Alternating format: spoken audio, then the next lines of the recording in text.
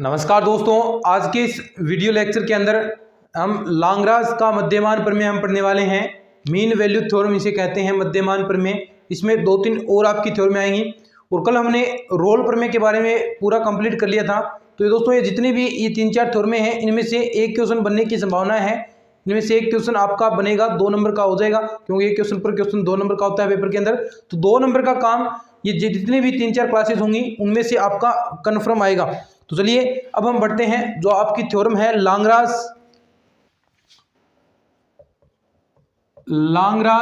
का मध्यमान प्रमेय। और मैंने कहा था कि सारी थ्योरमें में 2-3 स्टेटमेंट यानी इसके अंदर शर्तें हैं कि ये कंडीशन लागू होगी तो ये आपकी थ्योरम लागू होगी। ठीक है, तो इसमें 2-3 कंडीशन तो सभी में समान है। यानी जो आपको अंतराल दिया है सैवरित अंतराल, उसके अंदर आपका फंक्शन कंटिन्यूअस यानी सतत होना चाहिए। दूसरा अवकलनीय यानी डिफरेंशिएबल होना चाहिए। अब जो तीसरी शर्त है वो सभी में चेंज होगी। किसी में एफ ए बराबर एफ बी होगा, किसी में F B minus F A upon B minus A F dash C के इक्वल होगा। तो ऐसी शर्तें आगे चलती जाएंगी। किसी में 2 फंक्शन आ गए F dash upon G dash, इस प्रकार F B minus F A upon G B minus G A जो नेक्स्ट इसकी थ्योरम है। तो ऐसे स्टेटमेंट्स आगे जो तीसरा नियम है वो चेंज होता जाएगा। बाकी सिस्टम यही रहेगा थ्योरमों का। ऐसे ही चेक करना है, एग्जाम के अंदर प्रॉपर आपको देगा कि इस प्रमेय से बताएं कि इसका सत्यापन किया जा सकता है नहीं किया जा सकता, या फिर कौन सी ऐसी कंडीशन है जिसकी वजह से नहीं किया जा सकता। ऐसे क्वेश्चन पूछे जाते हैं। तो लाग्रांज का मध्यमान प्रमेय वही सिंपल सी चीजें अगर इंग्लिश में लिखें तो लाग्रांज मीन वैल्यू थ्योरम। ठीक है, सिंपल सा है, कोई ज्यादा दिक्कत वाली बात नहीं है। वैसे ही कि यदि संवृत अंतराल ए बी में कोई फलन परिभाषित हो, फलन एफ एक्स परिभाषित हो, नंबर 1 कंडीशन हो, तो नंबर 1 संवृत अंतराल ए कोमा बी में वो फंक्शन क्या होना चाहिए, ए कोमा बी पर फंक्शन कंटिन्यूस होना चाहिए। ए कोमा बी पर फलन सतत होना चाहिए।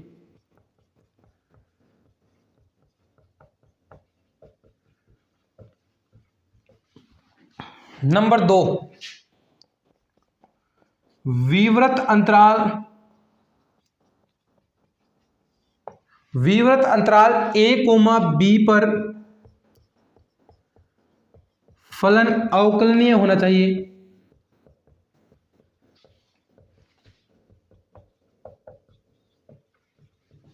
ये 2 कंडीशन तो ऑलमोस्ट जितने भी आपके हैं उन सभी में लागू होगी।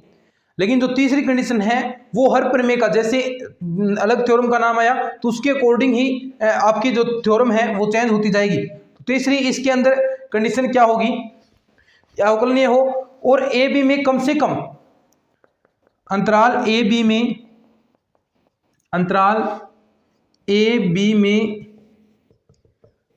मेन चीज अब इंपॉर्टेंट है, कम से कम एक ऐसा बिंदु सी होना चाहिए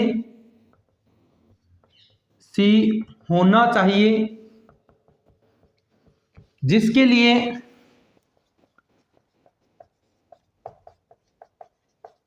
एफ डैश सी बराबर किसके होगा, F B minus F A upon में बी माइनस ए। ठीक है, तो ये आपका थ्योरम का स्टेटमेंट है। बस ये मेन चीज है जो अभी आपको बताइए ना, एफ डैश सी बराबर F B minus F A upon में बी माइनस ए। तो यहां से ये 2 चीजें हो गई। उसके बाद अगर ये कंडीशन इसमें यानी जो वैल्यू आएगी एफ डैश सी की, अलग वैल्यू निकालनी है, एक तो एफ डैश सी की वैसे वैल्यू आ जाएगी और एक यहां से वैल्यू आएगी। तो वो आपको चेक करनी है कि क्या दोनों वैल्यू सेम है और जो वैल्यू आपने मानी है क्या उसी में से जो आपको अंतराल दिया है उनके मध्य में से आ रही है। अगर ऐसा है तो आपका जो ये थ्योरम है, जो कौन सी थ्योरम है, ये लाग्रांज का मध्यमान प्रमेय आपकी लागू हो जाएगी। लिख लो इसको, फिर आगे बढ़ते हैं। जो लिखना चाहता है एक बार लिख लो इसको थोड़ा।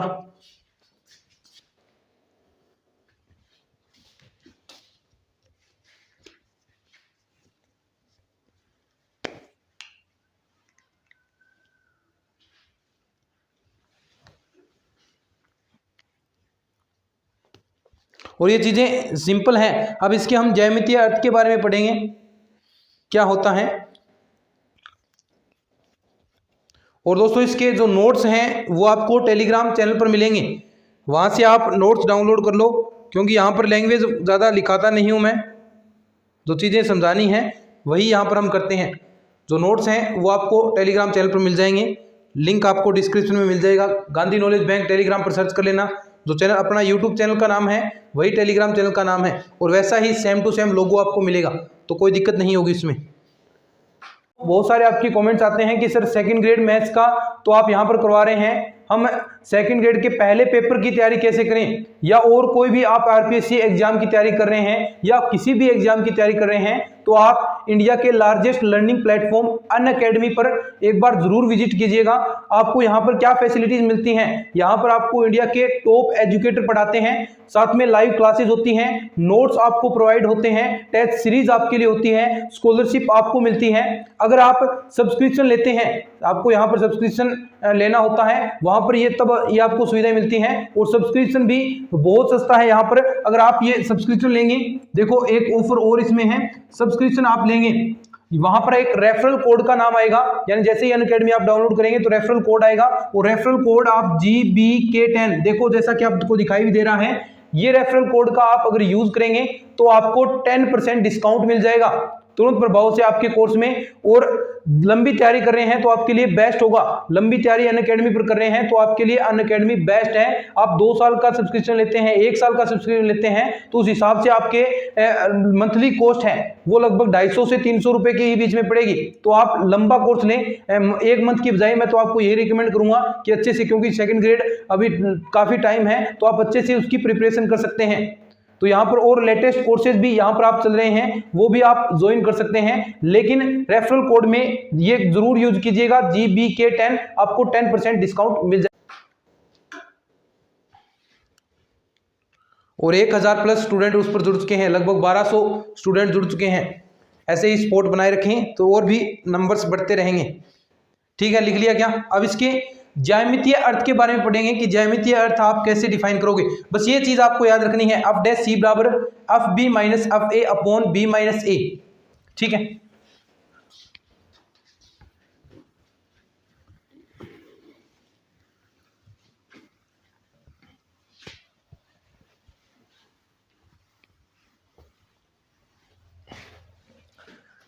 यानी ज्यामितीय अर्थ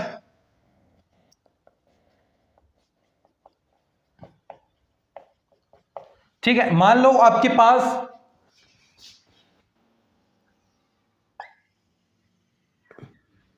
एक चीज मैंने आपको नहीं बताई इसके अंदर कि अगर इसके अंदर जो आपका लांगरास थ्योरम है उसके अंदर एफ ए बराबर एफ बी हो जाता है तो ये प्रमेय कौन सी हो जाएगी? आपकी रोल थ्योरम हो जाएगी। रोल प्रमेय जो हमने पिछले वीडियो के अंदर पढ़ी, यही तो उसके अंदर कंडीशन थी, एफ ए बराबर एफ बी होना चाहिए। अगर यह इसके अंदर हो जाता है तो ये आपकी रोल प्रमेय हो जाएगी। तो ध्यान रखना, जो आपकी ये लांगरास प्रमेय है इसके अंदर एफ ए बराबर एफ बी नहीं होगा। समझे बात को? एफ ए बराबर एफ बी नहीं होगा। तो यानी मान लो आपके पास कोई ऐसा वक्र है, ठीक है, एक्स बराबर ए है इस पर और एक्स बराबर बी इस पर है। ठीक है, 2 पॉइंट हमने मान लिए, एक्स बराबर ए और एक्स बराबर बी। अब ध्यान से मैंने क्या कहा, सबसे पहले ये दोनों इक्वल नहीं होंगे। कौन से? एफ ए, यानी ये तो पॉइंट आपका ए हो गया, ये पॉइंट यहां पर बी हो गया, एफ बी। तो ये यहां पर जो लांगरास थ्योरम है उसके अंदर एफ ए बराबर नोट एफ बी होगा। ये शर्तें पूछ सकता है, क्वेश्चन ऐसे ही पूछेंगे, शर्त पूछ सकता है कि लांगरास प्रमेय होने के लिए कौन सी शर्त है, तो इसमें ये चीजें पूछी जा सकती हैं। तो एफ ए बराबर नोट एफ बी होगा। अगर एफ ए बराबर एफ बी हो गया, बाकी दोनों कंडीशन जो सतत वाली और अवकलनीयता वाली कंडीशन लागू होती हैं, तो ये फिर रोल प्रमेय हो जाएगी, न कि लांगरास प्रमेय। तो ये थोड़ा सा आपको ध्यान रखना है। अब देखो इसमें क्या होगा कि एक्स ए बराबर एक्स बी, इन दोनों को मिलाने वाली देखो रेखा, इन दोनों को जो रेखा मिलाएगी देखो, और यहां पर एक कम से कम एक ऐसा बिंदु होगा, हमने बात लिखी है ना, कम से कम एक ऐसा बिंदु सी जिस पर अगर आप स्पर्श रेखा खींचोगे तो ये स्पर्श रेखा और इन दो पॉइंटों को मिलाने वाली स्पर्श रेखा दोनों क्या होगी, समांतर होगी। लेकिन रोल प्रमेय के अंदर हम कर रहे थे कि आप ये जो पॉइंट सी है उस पर स्पर्श रेखा खींचोगे तो वो समांतर किसके थी, वो समांतर किसके थी, वो आपकी एक्स एक्स के समांतर थी। लेकिन यहां पर ये जो वक्र है इसकी जीवा के, ये जीवा है ना, इस जीवा के ये समांतर होगी। अगर ऐसा है जियोमेट्रिकल रिप्रेजेंट समझ में आ गया, तो यही आपका जियोमेट्रिकल रिप्रेजेंट होगा। ये पॉइंट क्या था, सी, और ये आपकी जीवा है, और जीवा किसके समांतर होगी, जो वक्र पर कोई ऐसा बिंदु है जिस पर आप स्पर्श रेखा खींचोगे, वक्र पर कोई ऐसा बिंदु सी है जिस पर स्पर्श रेखा खींचोगे तो वो इस वक्र की जीवा के समांतर होगी। समझे बात को, ये इसका ज्यामितीय रूप है। और इसकी जो थ्योरी वगैरह है वो आपको टेलीग्राम चैनल पर नोट्स डाउनलोड करोगे तो वहां पर मिल जाएगी। ठीक है, एक इसमें अन्य रूप, फिर इसके क्वेश्चन करेंगे अपन, लिख लो इसको। ये शर्त थोड़ी सी ध्यान रखना, ये शर्त है, ठीक है, एफ ए बराबर एफ बी है तो वो रोल थ्योरम में जाएगा, न कि लांगरास प्रमेय के अंदर। ठीक है, लिख लो। फिर इसका अन्य एक उपयोगी रूप और करते हैं।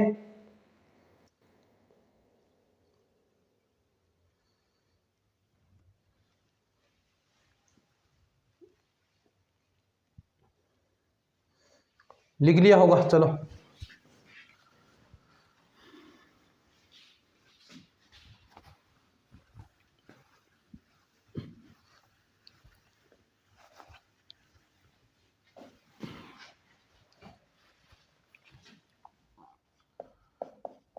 अन्य उपयोगी रूप, ये भी काम आता है। अगर आपको ऐसा मिले, कोई अंतराल है, मान लो कोई एफ एक्स फंक्शन है और उसके अंदर अंतराल आपको दे दिया क्या, ए और ए प्लस एच, इस रूप में दे दिया, तो देखो सबसे पहले क्या होता है, लांगरास प्रमेय लगाएंगे तो जो ये अंतराल दिया है ए प्लस एच में, ये सैवरित अंतराल हो गया ना, सैवरित अंतराल में फलन सतत होना चाहिए, यानी कॉन्टिन्यूअस होना चाहिए। ठीक है, दूसरी शर्त क्या होगी कि जो ये विवृत अंतराल है ए प्लस एच में फलन आपका कंटिन्यूअस होना चाहिए, फलन कंटिन्यूअस तो हो गया, फलन अवकलनीय होना चाहिए। ठीक है, अब तीसरी कंडीशन देखना, यानी यहां पर थीटा है वो किससे कहां से बिलोंग करेगा, 0 और 1 से, 1 के मध्य से ये थीटा की वैल्यू है उसके मध्य से आएगी। तो यहां पर जो आपका फॉर्मूला है वही जो लांगरास थ्योरम लगाई आपने, क्या लगाई थी, एफ बी, तो F B minus F A, तो बी की जगह क्या है, A plus H minus F A, यानी एफ ए बराबर क्या होता है, नीचे बी माइनस ए होता है, बी माइनस ए को यहां पर एच के रूप में कन्वर्ट कर दिया, और किसके इक्वल, एफ डैश सी, एफ डैश, और सी की जगह ए, देखो सी की जगह क्या आएगा, ए प्लस का थीटा एच। बस ये आपको याद रखना है फॉर्मूला, ज्यादा ये काम नहीं आता, लेकिन फिर भी कई बार उपयोग में आता है, ये भी उपयोग में आता है, लेकिन इतना काम नहीं आता। जो ऊपर वाला फॉर्मूला एफ डैश सी बराबर एफ बी माइनस एफ आएगा, उससे आपका काम चल जाएगा। ठीक है, तो ये थीटा क्या है, थीटा 0 और 1 के मध्य से ही लिया जाएगा, तो यहाँ पर इसीलिए ये थीटा आया है, और ये रिजल्ट है, एक फॉर्मूला है एक प्रकार से, इसको आपको याद रखना है। वैसे डायरेक्ट फॉर्मूला एग्जाम के अंदर पूछा जा सकता है कि निम्न में से कौन सा सत्य है, लांगरास प्रमेय के लिए कौन सा सत्य कथन है, तो ये पूछा जा सकता है। क्वेश्चन ऐसे ही बनेंगे इस थ्योरम वाले पार्ट से, ज़्यादा क्वेश्चन वैसे नहीं आएंगे, लेकिन ऐसे सत्य कथन वाले पूछे जा सकते हैं। ठीक है, लिख लिया होगा। अब हम इसके क्वेश्चंस पर बात करेंगे। एक क्वेश्चन आपको करवाता हूं मैं,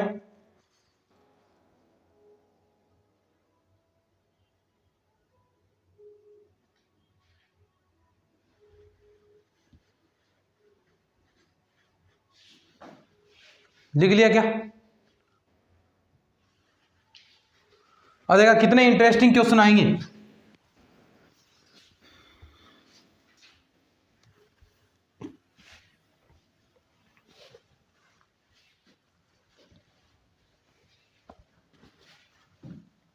क्वेश्चन देख रहा है, ऐसे देगा, लांगरास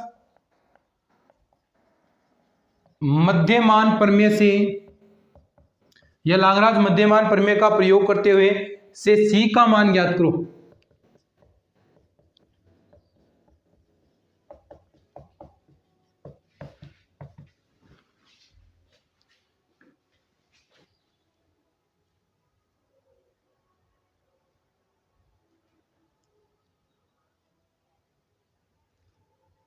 समझ गए बात को?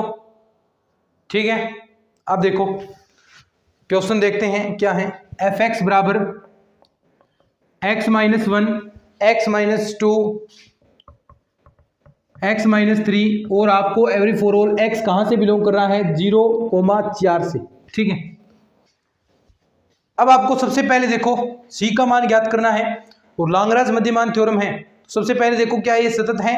देखो बहुपद फलन है, एक्स की में बहुपद फलन है, एक्स की घातें 3 होगी, यहां पर अंदर गुणा करोगे तो यानी बहुपद फलन है। बहुपद फलन हमेशा क्या होते हैं सतत, तो ये सतत हो गया, बहुपद फलन हमेशा सतत होते हैं।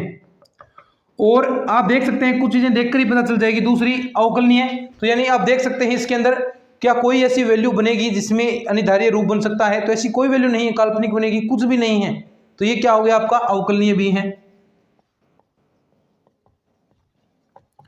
ठीक है, अवकलनीय भी है। तो एफ डैश सी बराबर क्या होता है, फॉर्मूला आपको पता है, F B minus F A upon B minus A. ठीक है, एफ बी, बी की जगह क्या है देखो 4, यानी F4 माइनस का F0 और B माइनस ए, बी की वैल्यू 4 माइनस 0।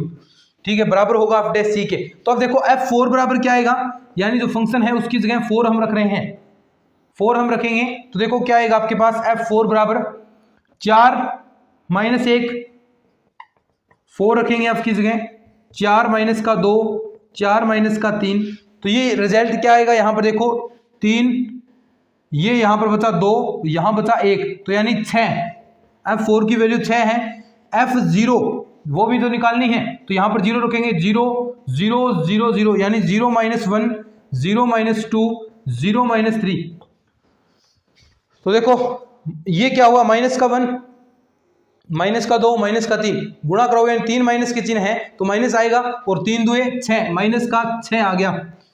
ठीक है, अब जो वैल्यू आपको निकालनी है वो यहां पर वैल्यू पुट कर दो। अब 4 की वैल्यू कितनी है 6, F0 की वैल्यू माइनस 6, माइनस है माइनस प्लस का 6, नीचे है 4, 12, 12 में 4 का भाग दोगे तो 3, यानी एफ डैश सी की वैल्यू, एफ डैश सी की वैल्यू 3 आ गई आपके पास।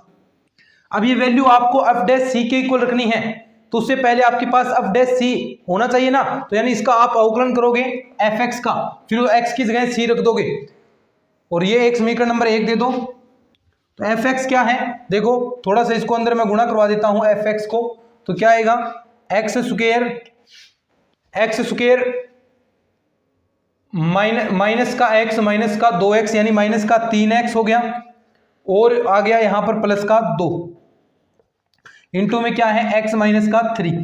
ठीक है, अब इसकी गुणा करा देंगे तो एक्स क्यूब माइनस का 3x स्क्वायर प्लस का 2x माइनस का 3x स्क्वायर माइनस का माइनस माइनस प्लस 9x, और आगे क्या आएगा माइनस का 6। ठीक है, अब देखो क्या बचेगा यहां पर एफ एक्स बराबर x cube minus 3x square minus 3x square कितना हो गया माइनस का 6x स्क्वायर, और 2 और 9 कितने हो गए प्लस के 11x और माइनस 6। ये आ गया आपके पास एफ एक्स, ये क्या आ गया आपके पास एफ एक्स आ गया। अब इसका आपको अवकलन भी करना है, देखो सी लाना है तो एक्स की जगह सी रख देंगे, उसके बाद इसका अवकलन कर देंगे तो दोनों वैल्यू एफ डैश सी आ गई, दोनों वैल्यू बराबर रख देंगे, वहां से सी के रूप में इक्वेशन बन जाएगा, और सी के रूप में इक्वेशन बन जाएगा तो सी की वैल्यू आप आराम से निकाल सकते हैं। देखो ऊपर से थोड़ा सा मैं साफ कर रहा हूं उसको, तो एफ सी बराबर क्या आ जाएगा, ऊपर तक दिख रहा है क्या, सी क्यूब माइनस का 6c square plus 11c minus का 6। एफ डैश सी निकालो, 3c² माइनस का 12c प्लस का 11। एफ डैश सी की वैल्यू आ गई और ये वैल्यू दोनों बराबर है ना, तो इन दोनों को बराबर रख देंगे। 3c² माइनस का 12c प्लस का 11 बराबर का 3। ठीक है, देखो क्या बचेगा, इधर आएगा 3c² माइनस का 12c और ये इधर आया प्लस का 8 बराबर 0। देखो टुकड़े नहीं होंगे तो कौन सा फॉर्मूला लगाओगे, श्रीधराचार्य वाला। तो वो फॉर्मूला क्या होता है, माइनस बी, यानी सी बराबर क्या आ जाएगा माइनस बी की जगह क्या है 12 माइनस का 12, तो minus minus plus 12 plus minus under root b² minus 4ac, minus 12 की स्क्वायर करोगे तो 144 माइनस का 4ac। देखो 4 a कितना है 3, 4 3 12 और c कितना है 8, 12 8 96। नीचे 2a यानी 3 इंटू 2, 12 प्लस माइनस 144 में से 96 घटेंगे, कितने बचेंगे, देखो 14 में से 6 8 और यहां पर आगे बचा है 48 बचेंगे टोटल ना। 144 में से 96 घटाओगे 48, अंडरूट के अंदर 48, नीचे 6। ठीक है, अब देखो इसके अंदर मैंने भाग दे दिया 2 प्लस माइनस 48 को आप क्या लिख सकते हैं 16 3 48 स्क्वायर के रूप में, तो 16 बाहर आ जाएगा, 16 बाहर आएगा तो मतलब अंडरूट से 16 बाहर आएगा 4 यहाँ आया और नीचे देखो यहाँ अंदर क्या बचा √3 और नीचे यहाँ पर क्या है आपके 6 ही है। तो देखो यहाँ से कितना बचेगा 2/3, तो ये आ गया 2 प्लस का माइनस 2/3 √3। अब देखो इसको आप क्या लिख सकते हैं 2 प्लस माइनस 2 नीचे अब देखो आधे से ये √3 इसमें कन्वर्ट हो गया, तो ये आपके पास c का मान आ गया। अब देखो इनमें से कौन सा इसके मध्य में से बिलोंग करता है, वही आपका रिजल्ट हो जाएगा। 0 और 4 के मध्य में कौन सा आएगा, यही प्लस वाला रिजल्ट आएगा, माइनस वाला थोड़ी ना आएगा। तो ये आपका c की वैल्यू हो जाएगी, c की वैल्यू 2 प्लस 2/√3, यही वैल्यू आती है।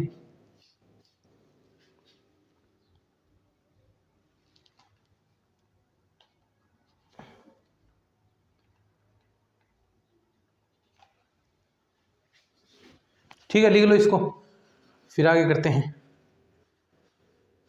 अब इससे कुछ महत्वपूर्ण निगमन प्राप्त होते हैं आपको, फिर और क्वेश्चन करते हैं, पहले इतना कर लेते हैं।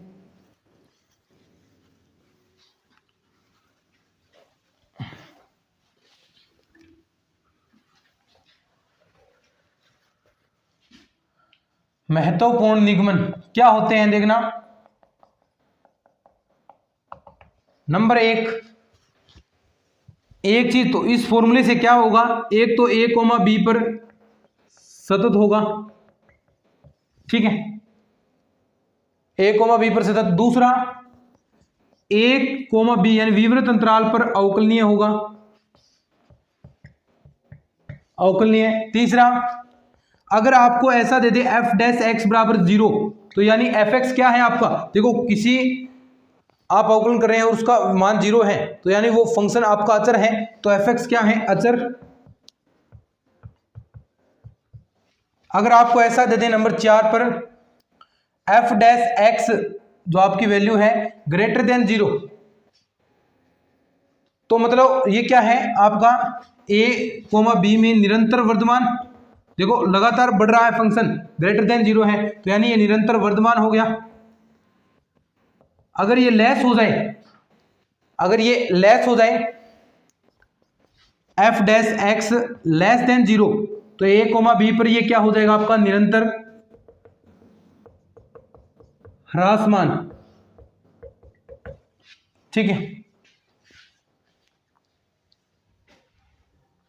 अब एक कंडीशन और है कि अगर आपको ऐसा मिल जाए कि a, b पर सतत है, दो फंक्शन दे दिए और अवकलनीय भी है, यानी fx और gx आपके दो फंक्शन हैं और दोनों के अवकलन है f डैश x बराबर g डैश x, देखो दोनों के अवकलन बराबर है, तो यानी अगर आप इसका अंतर करोगे f माइनस का g आप करोगे, दोनों के अवकलन आप कर रहे हैं, उनकी वैल्यूज बराबर है, तो जो आप अंतराल ले रहे हैं a माइनस बी, इसमें एफ माइनस जी आप लोगे ए कोमा बी में, तो ये आपका क्या होगा, अचर फलन, क्योंकि दोनों के अवकलन बराबर हैं, दोनों के आप अवकलन कर रहे हैं और दोनों के रिजल्ट बराबर हैं, तो इनका आप दोनों फंक्शंस का अंतर करोगे तो वो आपका क्या होगा, एक अचर फलन होगा।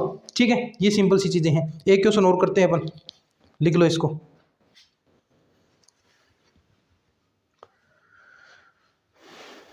लिख लो, फिर इससे एक क्वेश्चन और करते हैं इसका।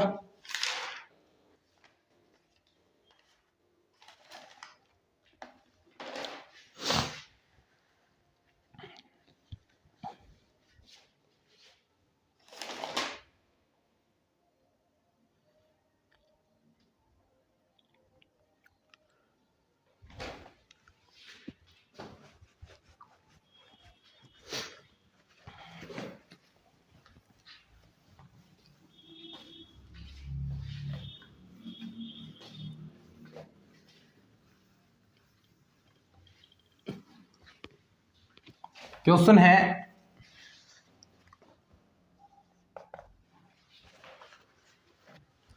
अंतराल दिया है आपको, अंतराल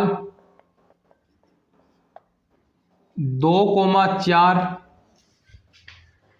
में फलन एफ एक्स बराबर में फलन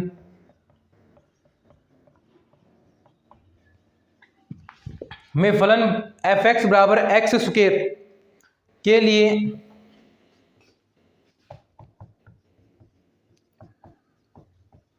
मध्यमान प्रमेय सत्यापित कीजिए।